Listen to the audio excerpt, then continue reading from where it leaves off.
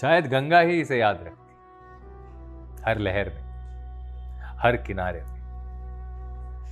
एक शहर जो अपनी दीवारों से नहीं, अपनी सोच से साम्राज्य बना, पाटलिपुत्र। और इसके बिना भारत की कहानी अधूरी, क्योंकि यह सिर्फ एक शहर नहीं था, यह था एक कंट्रोल रूम जिससे चलता था दुनिया का सबसे बड़ा साम्राज्य, मौर्य साम्राज्य, जिसकी राजधानी थी पाटलिपुत्र। 5वीं शताब्दी ईसा पूर्वी से लेकर 2री शताब्दी ईसा पूर्वी के बीच अपने चरम पर 53 लाख स्क्वायर किलोमीटर में फैला यह दुनिया के सबसे बड़े साम्राज्यों में से एक, रोमन एम्पायर से भी बड़ा। और उस पूरे साम्राज्य का कंट्रोल चलता था इसी शहर के दरबारों से। गंगा के किनारे बसा हुआ एक लकड़ी का दुर्ग, जिसके फैसले एशिया को हिला देते। 19वीं सदी तक पाटलिपुत्र का ठिकाना लगभग भूल ही गया। लोग समझते थे कि या तो मिट्टी में पूरा धंस चुका है या नदी में बह गया। कई अंग्रेजों ने इसे खोजना चाहा। ब्रिटिश दौर के विद्वान ब्यूकैनन, रेनेल और कनिंघम उसे ढूंढने निकले जरूर, मगर सफलता बहुत सीमित रही। कहते हैं शहर की पहली नींव रखी थी अजातशत्रु 5वीं शताब्दी ईसा पूर्वी, एक ऐसे लोकेशन पर जो नेचुरल फोर्ट, 3 तरफ थी नदियां और एक तरफ लकड़ी की दीवार। यह शहर बसा था गंगा, सोन और गंडक नदी के संगम पर, एक ऐसी जगह जहां से पूरा उत्तर भारत कंट्रोल किया जा सकता। और दुनिया को पाटलिपुत्र के वंडर्स की पहली झलक दी एक ग्रीक ने। ना कोई इतिहासकार, ना कोई लोकल क्रॉनिकलर, ना कोई ट्रैवलर, बल्कि एक एम्बेसडर, मेगास्थेनेस। उसने इसे पलीबोथ्र कहा और लिखा, एक शहर एक विशाल पैरेललोग्राम के शेप का, 12 किलोमीटर लंबा, 2 किलोमीटर चौड़ा, 3 नदियों के बीच। दीवारें पत्थर की नहीं थी, ईंट की भी नहीं, बल्कि लकड़ी की पैलिसेड्स, मीलों तक खींची हुई, 570 टावर, 64 गेट और एक मोट जो इतनी बड़ी थी कि उसमें नाव चलती। और सोचिए, 1 लाख लोगों का शहर, और उन्होंने प्लम्बिंग का प्रॉब्लम सॉल्व कर लिया।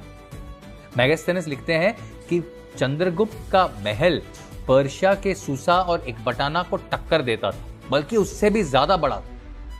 ये सब पढ़ते हैं तो ऐसा लगता है कि जैसे बताया जा रहा है कि हमारे मोहल्ले के जो नाटक का स्टेज है वो हॉलीवुड के स्टेज से ज्यादा शानदार है। मुश्किल है मानना, पर आर्कियोलॉजी ने धीरे धीरे इस सब को सच कर दिखाया। सदियों तक लोगों ने मेगास्थेनेस को एक फैंटेसी राइटर समझा, पर 1892 में डॉक्टर वैडल ने धरती से निकाला लकड़ी की बीम्स, एक ड्रेनेज चैनल और एक पिलर कैपिटल। सब हिंट्स की कहीं ना कहीं कहानी सच है।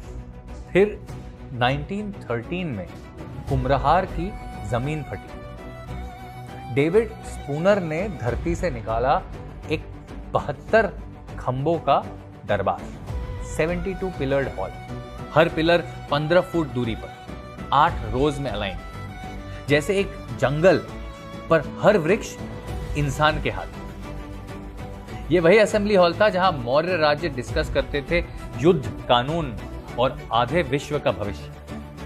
आगे चल के खुदाइयों ने और सबूत दी, और पिलर होल्स, ब्रिक रिमेन्स और एक हॉस्पिटल की सील। जैसे जैसे एक्सकवेशंस होते गए, कहानियां और खुलने लगी। ब्रिक के स्ट्रक्चर्स, सिक्के, टेराकोटा सील्स, गहने, औजार, खिलौने सब बरामद। और साथ में मिली एक और सील, उस पर लिखा था आरोग्य विहारे भिक्षु समघस्य। सबूत कि यहां हॉस्पिटल्स थे बुद्धिस्ट मंक्स के द्वारा।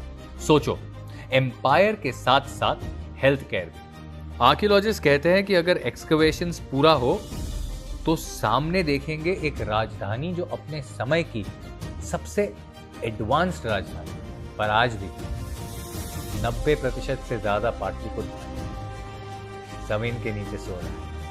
पाटलिपुत्र का सबसे बड़ा अजूबा था उसका इंफ्रास्ट्रक्चर। हर घर में प्राइवेट वेल्स थी, कवर्ड ड्रेन्स और एक परफेक्ट ग्रिड सड़कों का। सोचिए 2300 साल पहले, पर ये सब कुछ सुना सुना सा लग रहा है ना। हाँ, हड़प्पा और मोहनजोदारो,